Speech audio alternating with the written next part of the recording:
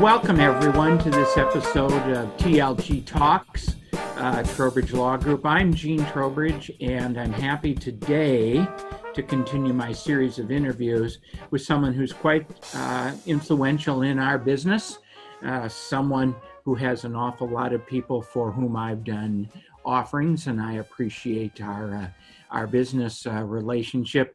Mr. Del Walmsley, the founder of Lifestyles Unlimited, based in Houston. But boy, you are really growing all around the country, Del. Yesterday, I got a call from a Lifestyles member in Bountiful, Utah, who is doing a deal. So you're really growing. Good morning to you, Del. Good morning, Gene. Thanks for being with me. Why don't you take an opportunity to tell us about Lifestyles, how it got started and where it is today, and what services you provide people in the real estate industry. Lifestyles was started about 30 years ago, to be exact, September 1990. And originally what it was formed out of boredom and or of just something to do. What had happened was I had gone out and bought a bunch of real estate myself. At 34 years of age, I had enough passive income to retire, and I quit my job and really had nothing to do. When you first start in real estate, you don't have a tremendous amount of it. There's not a lot of time spent on real estate. There really isn't, unless you're doing it wrong. If you're doing it right, and you're not in there painting and cleaning, whatever, you have time left over. So I started just looking for things to do. And I'd go to these seminars, Gene, where people, and I can just give you names of them, but we'd probably get sued, but they're Dave Del Dotto, Robert Allen, Jeff McCone, Tommy Boo, the Violence, Ron LeGrand, Carl Cheech, Robert Kiyosaki, Donald Trump, and I can go on and on with guys that are around today. And the seminar guru junkie world was the midnight madness, something for nothing ideas about real estate. And I'd go to these things and just was amazed at how bad these things were. And then one day, a guy was doing a seminar called The Elephant and the Mouse, meaning this, Gene, this is where you fit into this whole thing, is back when you were doing real estate still. They were saying what really needs to happen is there's these people that are the elephants. They have great jobs, lots of money, lots of credit, but they have no time because they have great jobs. And so what you need is the mouse, the guy who has nothing to do but to run around and put these deals together and do all the work so these other people can be in real estate. And I think this guy's name was Jeff McCone, is what it was. And I was at his seminar. And when he was done speaking, they did the thing, the cattle call, where everybody runs to the back to buy their books and tapes. And I stood up to him. I said, look, I'm retired. I've got nothing to do. I'd be happy to help some of these people because you told them one of the most important things to do is find a mentor.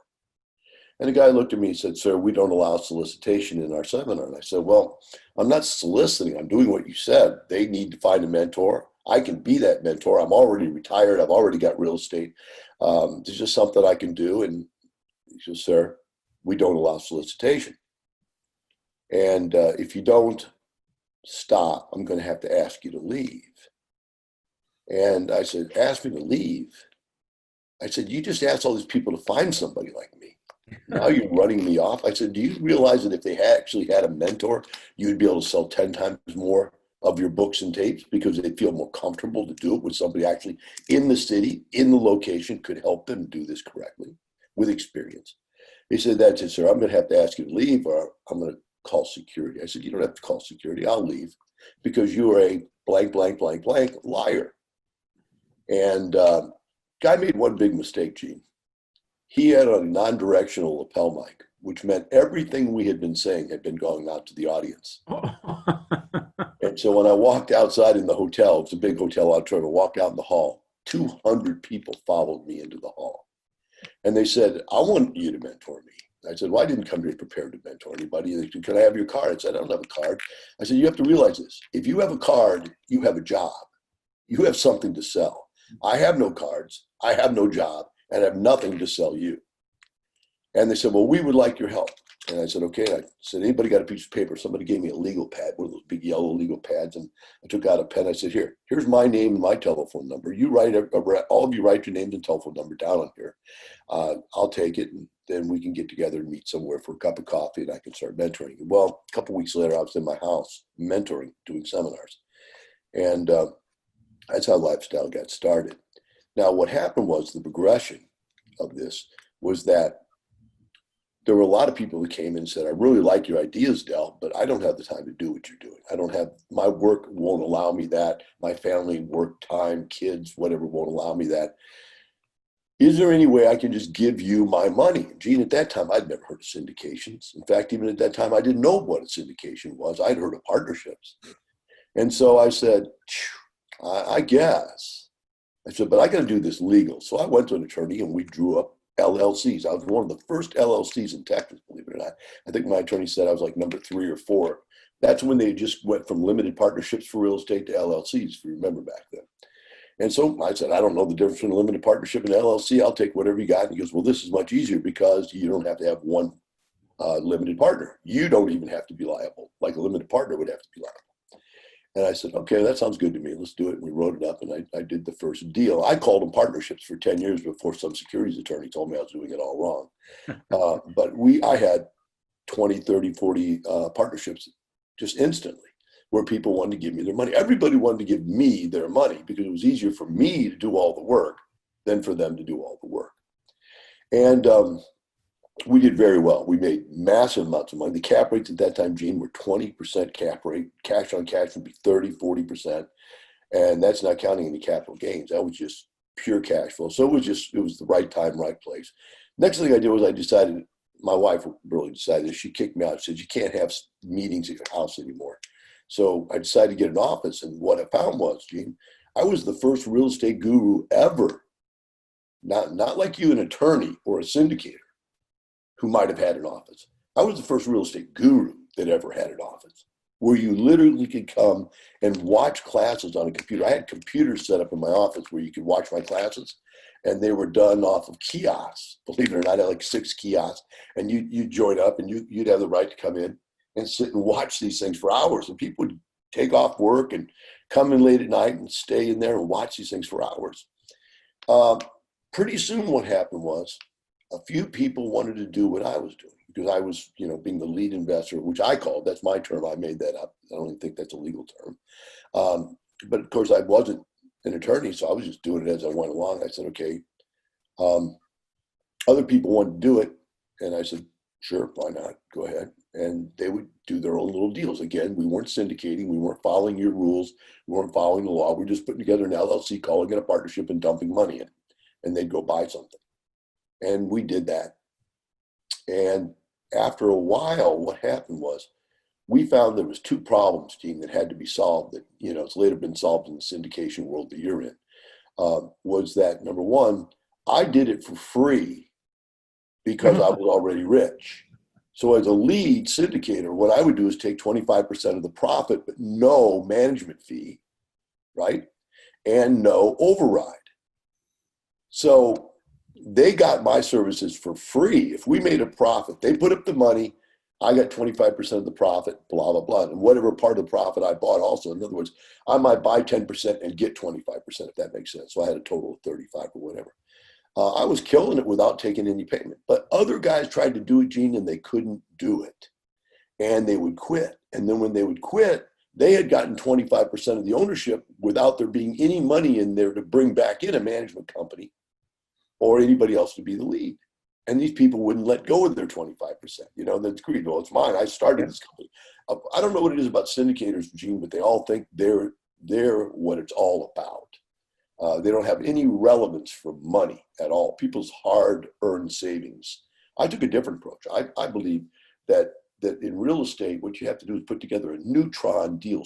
A neutron syndication, Gene, is one that when it blows up, it kills the lead, kills the syndicator, and leaves everybody else's money intact.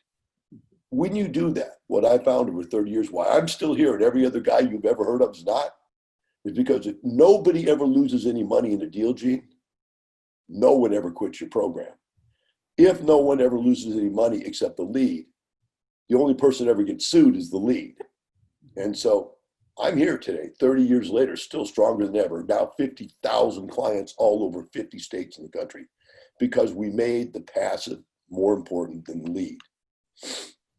You know, what's funny, Del, I get homework calls from your people. I call them homework calls. And a lot of times they're from passives.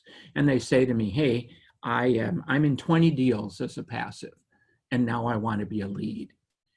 And my first comment is, why? What's wrong with being in 20 deals, making a lot of money and doing what you want, as opposed to being a lead? Not everyone should be a lead, and you give some good training about that, but not everyone should be a lead. Not at all. Don't you agree with that? I agree. Not everybody is cut out to be a lead in any way, shape, or form. So your company does. I want to finish this up, though, because the rest of the story is important, Gene. What happened is that a group of about the top 15 investors that I have right now, every one of those 15 is a multi-millionaire. I mean, they're worth 50 million or better, every one of them. Started out with no real estate experience at all, but they were all great business people. And they got together and they formed a group, and they started having private meetings. I was invited. I went to the meetings. And what happened was it became a point where we discussed how these things should be done. And we discussed, that didn't work, that did work, that doesn't work, this does work. And we started putting together and formulating the educational program for lifestyles that was high end.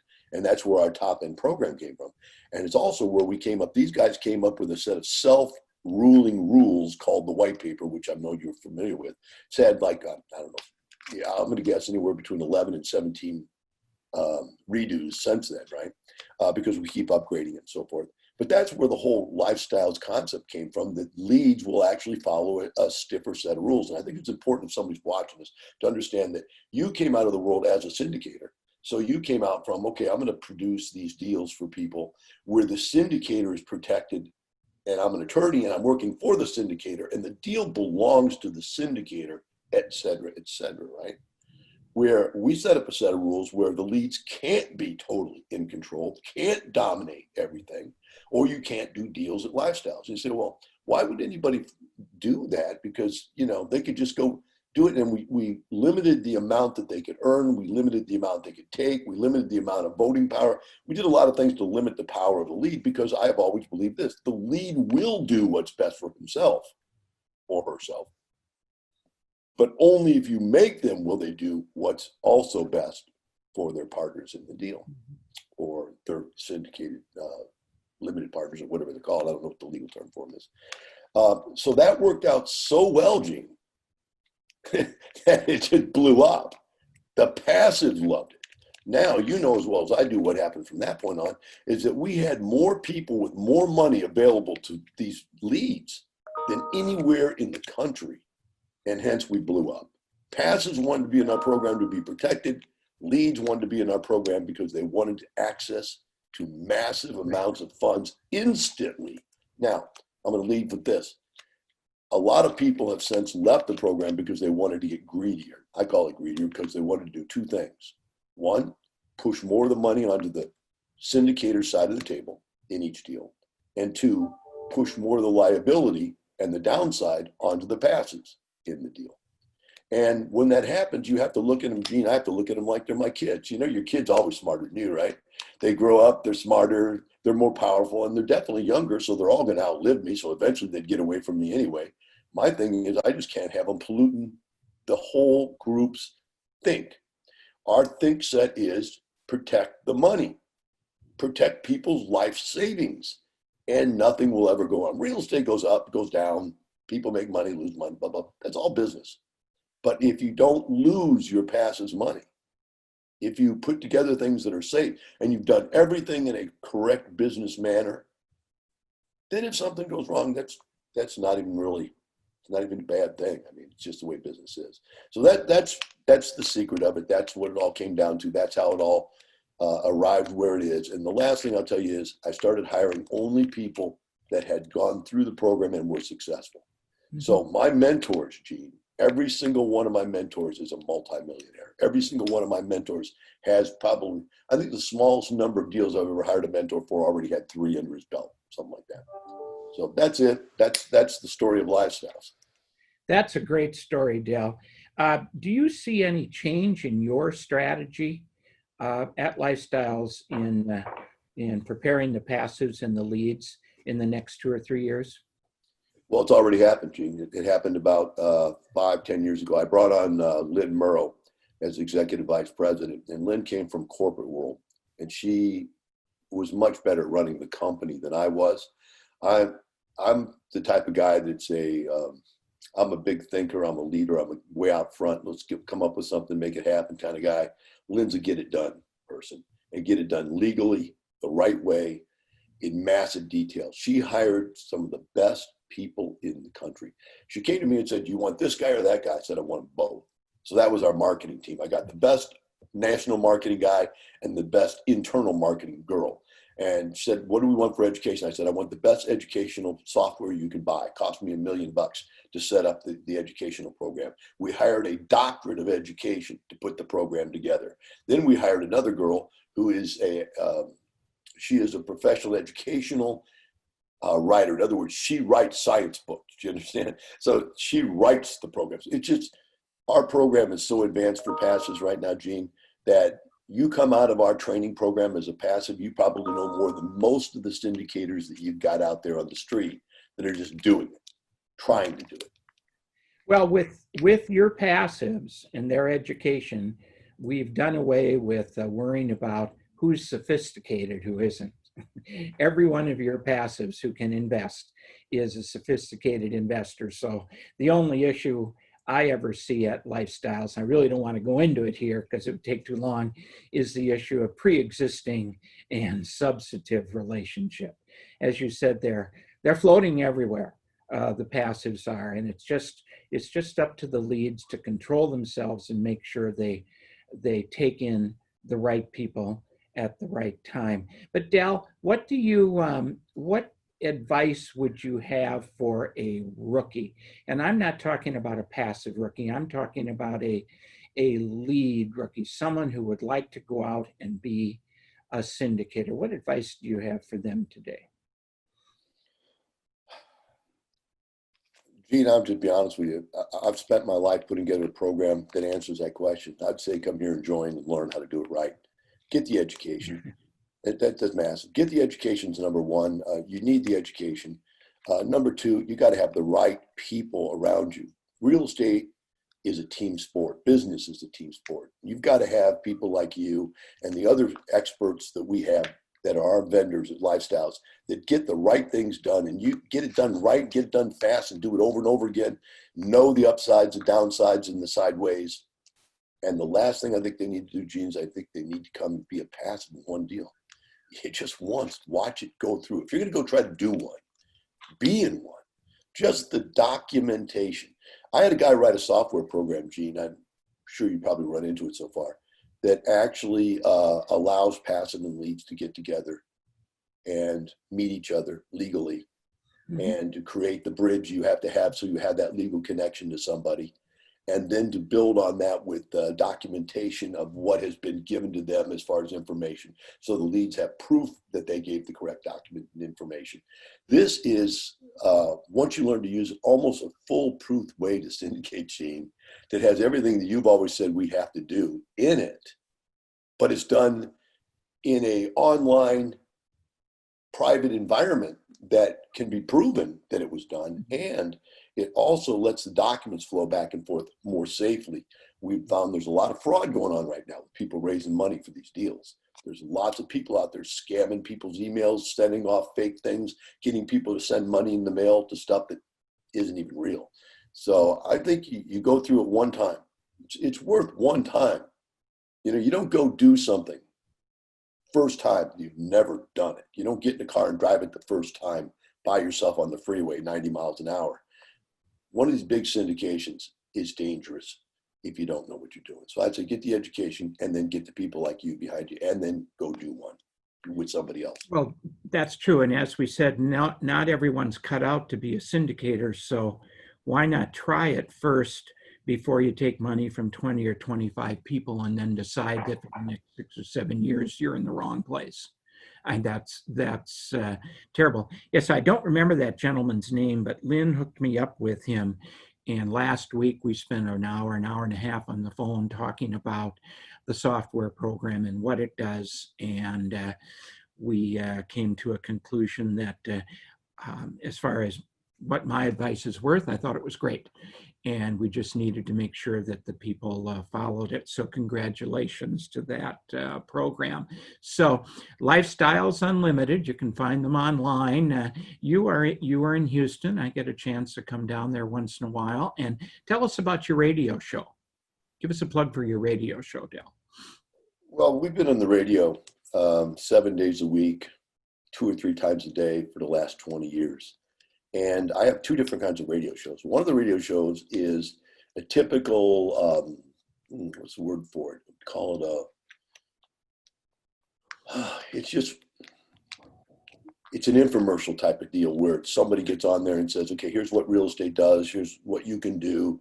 Here's some people that have done it. You know, it's just informational. It's an informational show, and it's purely information about real estate. Then the other show is called the Del Walmsley Radio Show. The Del Walmsley Radio Show is something that's very, very unique. It's my unique perception of the world and what it means. And I've found, Gene, that for 20 years, when you tell people what you really believe, if somebody can meet you every day, Gene, for 6 months, every day on the radio and listen to what you believe to be true, they'll form an opinion of you. And what that's done for me, Gene, is that I have a group of people at Lifestyles where 99% of the people think like I do. They already know what we believe to be true, our values and so forth. I could run as a candidate to something like dog catcher, trash collector, something. Don't. But the bottom line is that the people that are in my group, they know we all have the same kind of thought process. What does that do for us? That allows us to have people trust each other, do deals together. And the other thing it does is it allows us to keep people with bad mindsets at bay. In other words, somebody goes out there and starts putting one of these deals together, Gene, and does it incorrectly, inappropriately. We find out about it. People tell us. I often say that your group of passives are really tattletales. The minute there's something that's wrong, my email lights up, my phone lights up, and people call and say, can you believe this guy's doing this or this lady's doing that? Can you really do it?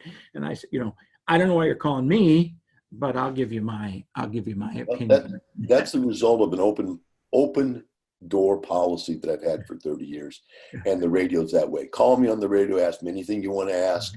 I'm going to give you a true opinion of what's going on. How do my people who are listening to this find your radio shows?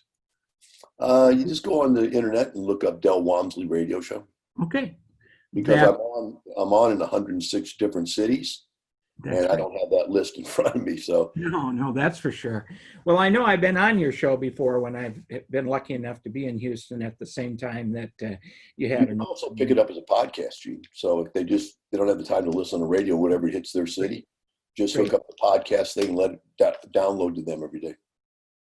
Oh, great. Well, I appreciate our relationship. I think it's great. Thanks very much for getting up early. And being part of this interview. Our interviews are going to be broadcast starting in the month of October, and I'll let you and Lynn know when yours is going to be broadcast, and you can put it out through social media if you'd like. Thank you very much, Del, for your time. All right, Gene, thank you for coming in and working with us, because I know as an outside syndicator and the many attorneys we worked with before, we push you to your limit. And I don't mean not your limit of ability, but your limit of patience with how much we demand from you more than, hey, just give me some paperwork and let me go down the way. The time spent to talk to people and understand what they're doing and argue about what should and shouldn't be in that document is really something I have to applaud you for taking the time to do. So thank you. That's part of my life, Del, too. Somewhat similar to you in a different regards. I've always been a mentor. And that's what keeps me going. As I've said before, all the great decisions are made around the kitchen table. And in '94, I said to my wife, what am I going to do next? And we decided I'd go to law school. What I meant by next was the next 15 years of my life. 27 years later, I'm still practicing law because it fits, it works, it helps me be a mentor. And I got to go. I got to let you on with your day. Thanks very much, Dal. I appreciate it. Thank you.